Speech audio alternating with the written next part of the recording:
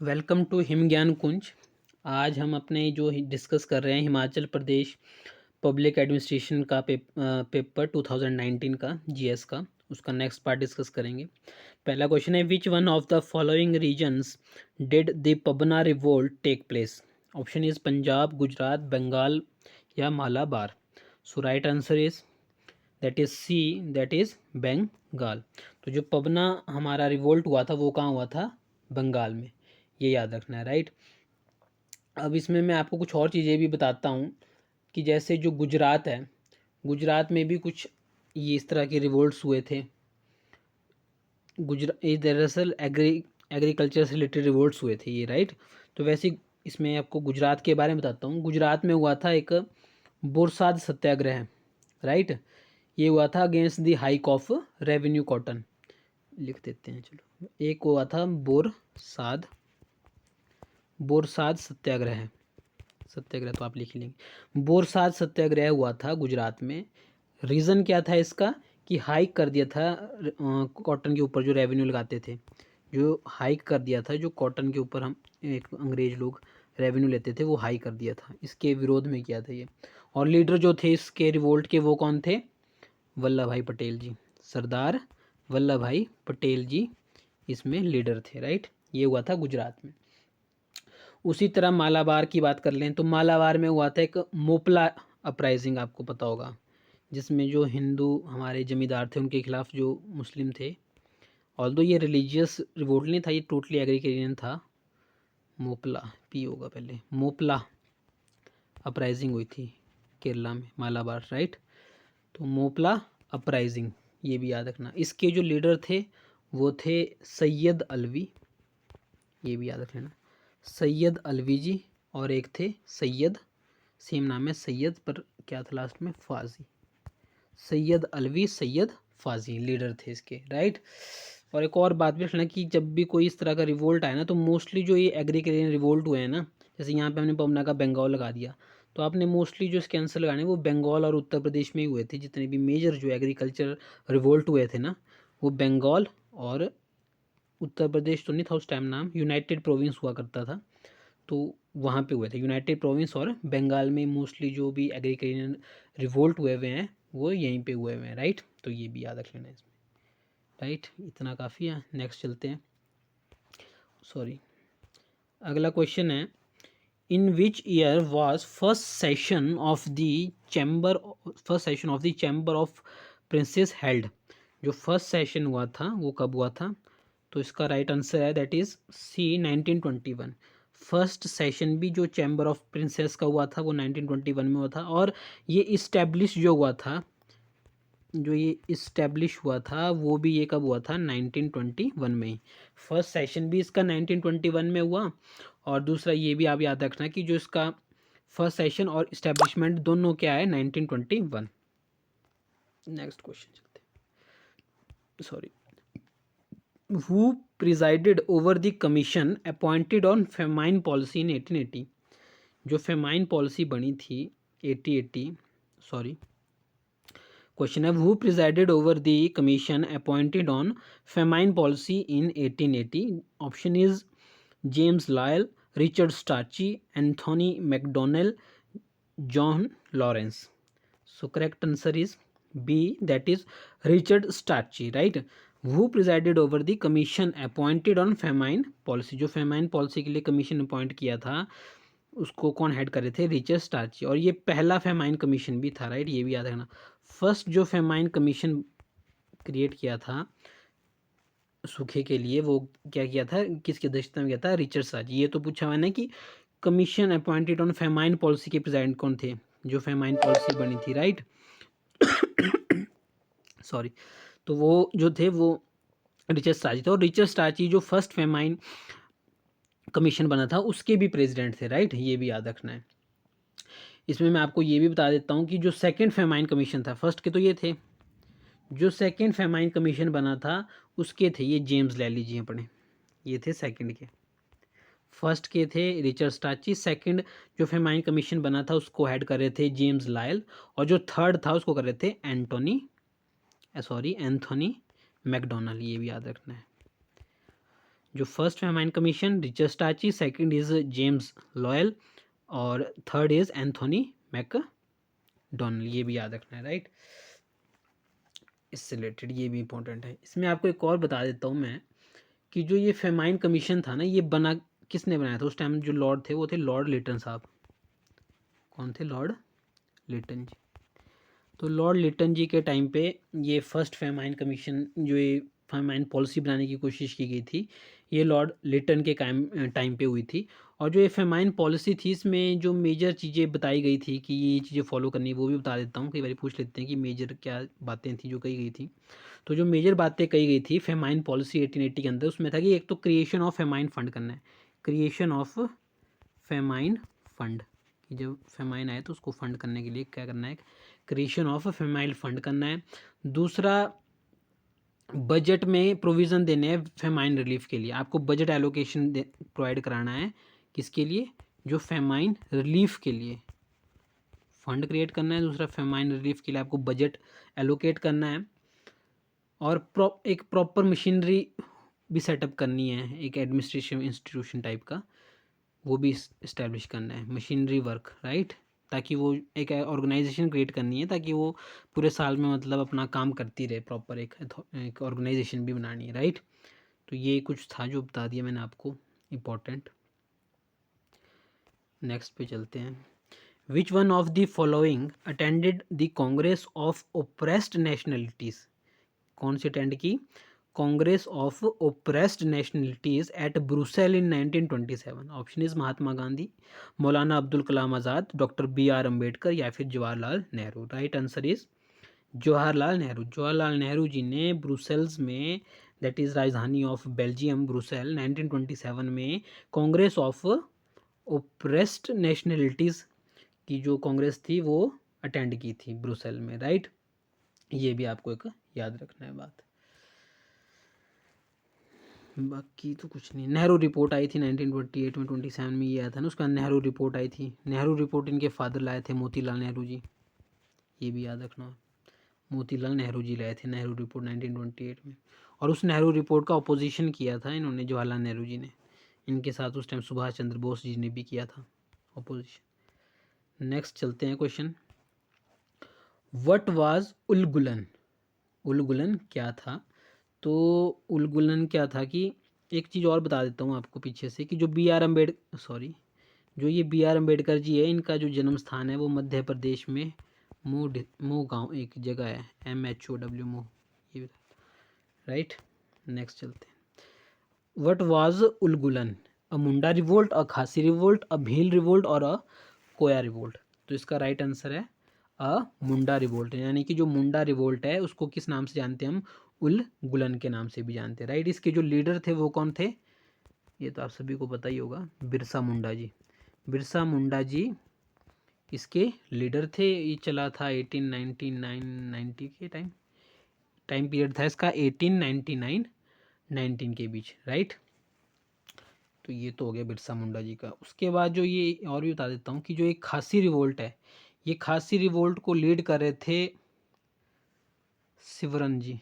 Leader जो थे इसके शिवरम लीडर जो थे खासी रिवोल्ट के शिवरम थे। ये आपको पता ही है, खासी रिवोल्ट कहाँ चल रहा था? मेघालय में चल रहा था। और नहीं, सॉरी, गलत बता दिया। जो ये शिवरन है ये तो भील के थे, सॉरी। जो भील, एक बार फिर से क्लियर करता हूँ, फिर से बताता हूँ। जो भील रिवोल्ट है इसके जो लीडर थे वो थे Shivaram ji. Shivaram ji was the leader of Bhil revolt. और जो खासी रिवोल्ट है जो मेघालय में हो रहा था, इसके लीडर थे तीरथ सिंह जी। तीरथ सिंह और एक थे बार मानिक। जो खासी रिवोल्ट है ये मेघालय में हुआ, इसके लीडर थे तीरथ सिंह जी और अपने बार मानिक जी। और जो ये भील रिवोल्ट हुआ इसके लीडर थे शिवाराम जी, राइट। और जो एक कोया रिवोल्ट है ये हुआ था हमारे साउथ में, आंध्र प्रदेश में। और इसके जो लीडर थे वो थे अल्लूरी सीतामर्जू। अल्लूरी ALLURI अल्लूरी सीतारामर्जू। अल्लूरी याद रख लेना आप शॉर्टकट में। तो ये भी हो गए रिवोल्ट, राइट। नेक्स्ट चलते हैं क्वेश्चन में। Which one of the following organization was the last to be established. मतलब इसमें आपको उनके ईयर्स पता होने चाहिए कि East India Association, Madras Mahajan Sabha, Indian association, Poona सार्वजनिक सभा। तो पहले मैं इसका आपको कॉन्सेप्ट बता देता हूँ, फिर डिस्कस करते हैं। तो जो लास्ट थी वो कौन सी थी? वो थी मद्रास महाजन सभा। मैं आपको इनके ईयर्स बता देता हूँ सबके, ठीक है। जो ईस्ट इंडिया एसोसिएशन है यह इस्टेब्लिश हुई थी 1866 में। फिर से बताता हूँ, ईस्ट इंडिया एसोसिएशन इस्टेब्लिश की गई थी 1866 में। आपको पता है कि ये किसने इस्टेब्लिश की थी? ये की थी डी भाई नरोजी, दादा भाई नरोजी। किसने की थी? Dadabhai Naoroji. D short में लिख लिया, दादा भाई नरोजी जी ने। नरोजी, दादा भाई नरोजी जी ने की थी। कहाँ पे की थी? लंदन में, ये भी पता होगा। तो पहला हो गया, जो ईस्ट इंडिया एसोसिएशन है इस्टेब्लिश हुई थी ईयर 1866 में। इस्टेब्लिश की थी Dadabhai Naoroji, also called as grand old man. Establish कहाँ की थी? लंदन में, फर्स्ट। सेकंड आ गई हमारी मद्रास महाजन सभा। जो मद्रास महाजन सभा है ये हुई थी ईयर में 1884 में। किस ईयर में इस्टेब्लिश हुई थी? 1884 में। जो इसके लीडर्स थे वो कौन थे? एक थे M विराघवाचारी, M विराघवा,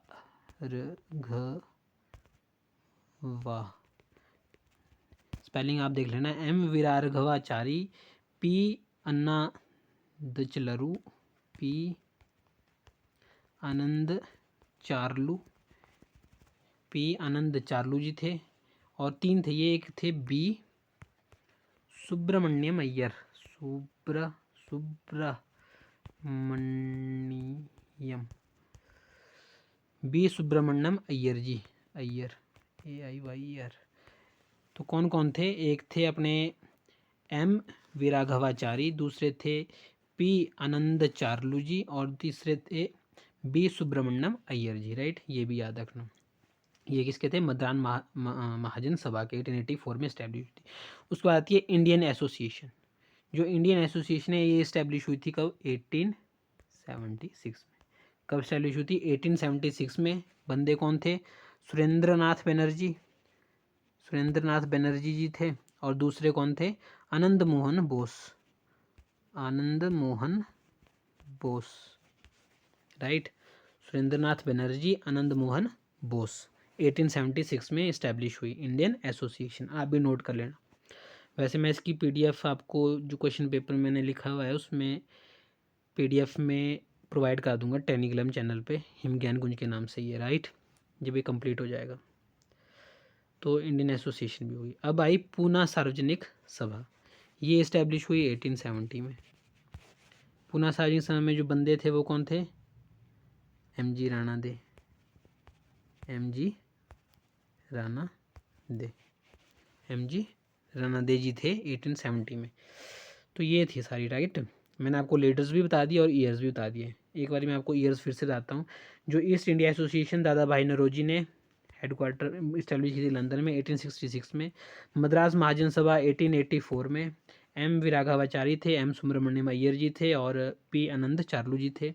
Indian association establish की थी 1876 में। इसमें सुरेंद्रनाथ बनर्जी, आनंद मोहन बोस। पूना सार्वजनिक सभा इस्टेब्लिश की थी 1870 में, MG राणा जी ने, राइट। नेक्स्ट क्वेश्चन पे चलते हैं। When did the British Prime Minister declare in the British Parliament that transfer of power to responsible Indian hands will be done by June 1948?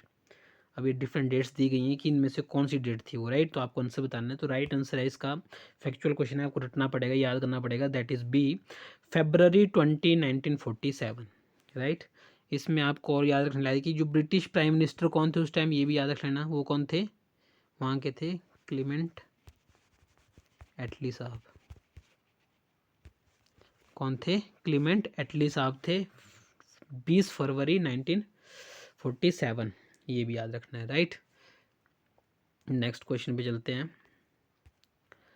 Which of the following works was written by Sachindra Nath Sanyal to attract the youth to revolutionary nationalism? Option है भवानी मंदिर, ये different different जो works हैं उनके उसके बारे में है।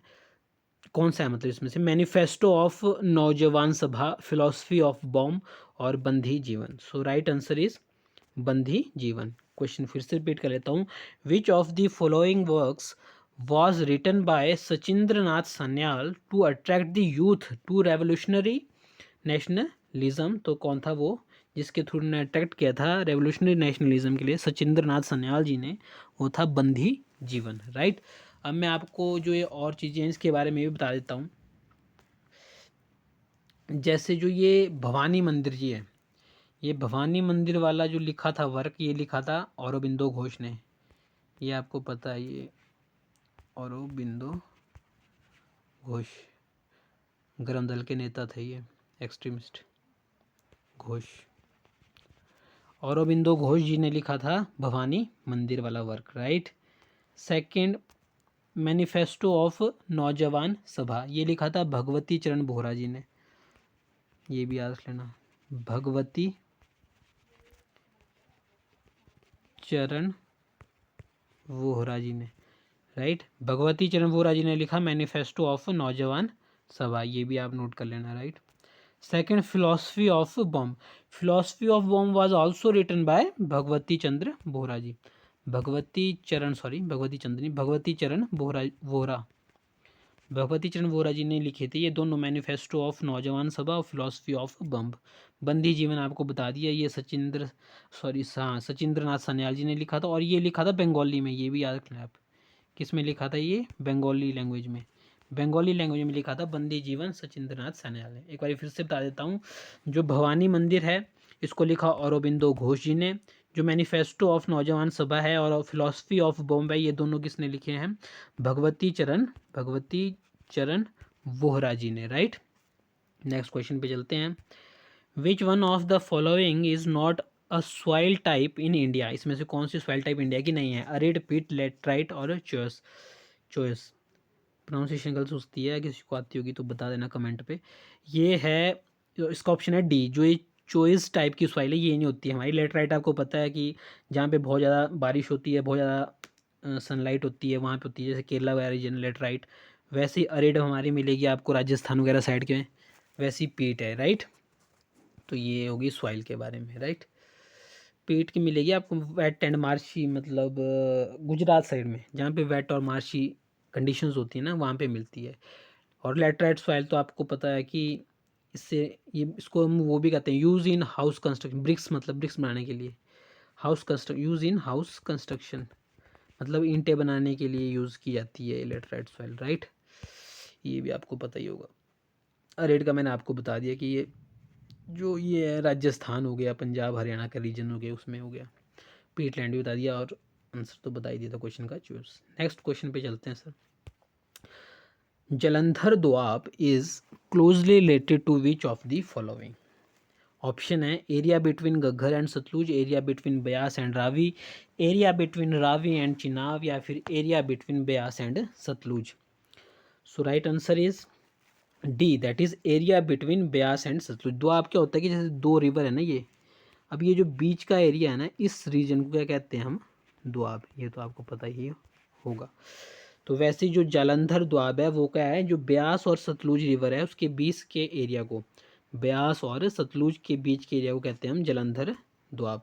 उसी तरह मैं अब आपको बताता हूँ दोआब्स के बारे में कि जो ये घग्गर रिवर, पहला एक का बताता हूँ, जो ये घग्गर और सतलुज रिवर है ना, इसके बीच में जो दोआब आता है उसको कहते हैं मालवा प्लेन्स, या मालवा दोआब भी कह लेंगे आप, मालवा प्लेन्स।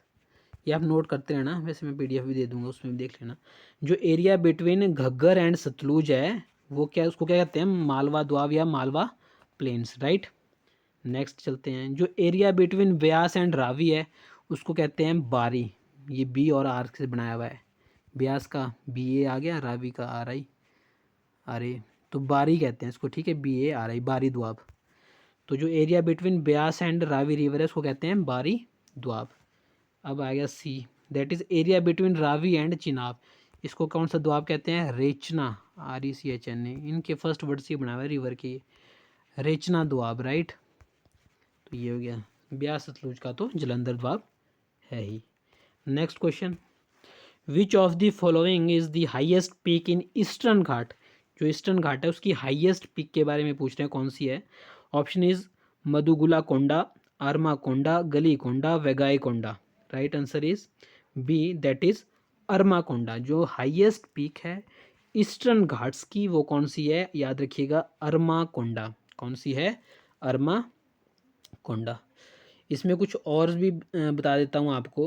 जो ये अरमा कोंडा है ये आपको मिलेगा हमारा जो गोदावरी रिवर बेसिन है ना उसमें, जो गोदावरी साउथ में जो गोदावरी रिवर बेसिन है, जो गोदावरी रिवर बेसिन है, गोदावरी रिवर बेसिन जो है उसमें मिलेगा आपको ये अरमा कोंडा। इस अरमा कोंडा का एक और नाम भी है, एक और नाम से जानते हैं इसको, नाम है सीतम्मा कोंडा। क्या कहते हैं, सीतम्मा कोंडा। राइट, सीतम्मा कोंडा भी इसको कहा जाता है, हाईएस्ट पीक है, राइट, ईस्टर्न घाट की, राइट। और अगर बात करें हम जो पेनिनसुलर, पेनिनसुलर कहते हैं ना इसको हम, तो जो हमारी पेनिनसुलर इंडिया की जो हाईएस्ट पीक है, या फिर कह सकते हैं वेस्टर्न घाट की भी हाईएस्ट पीक है, वो कौन सी है, अन्नायमुडी। ये भी एक एक्स्ट्रा याद रख लेना, अन्नायमुडी पेनिनसुलर इंडिया की भी हाईएस्ट पीक है। और जो हमारा वेस्टर्न घाट है इस तरफ, ये तो हो गया ना ईस्टर्न घाट, जो वेस्टर्न घाट है इस तरफ की भी कौन सी हाईएस्ट पीक है, अन्नायमुडी। ईस्टर्न घाट की तो आपको बताई दी, अरमा कोंडा, और क्या कहते हैं इसको, सीतम्मा कोंडा, सीतम्मा कोंडा। ये हो गया क्वेश्चन, राइट। नेक्स्ट क्वेश्चन चलते हैं। Khetri has rich deposit of, जो खेतरी माइंस हैं ये, सॉरी, जो ये खेतरी माइंस है ये रिच डिपॉजिट किस चीज़ का है। Option is mica, salt, copper या जिप्सम।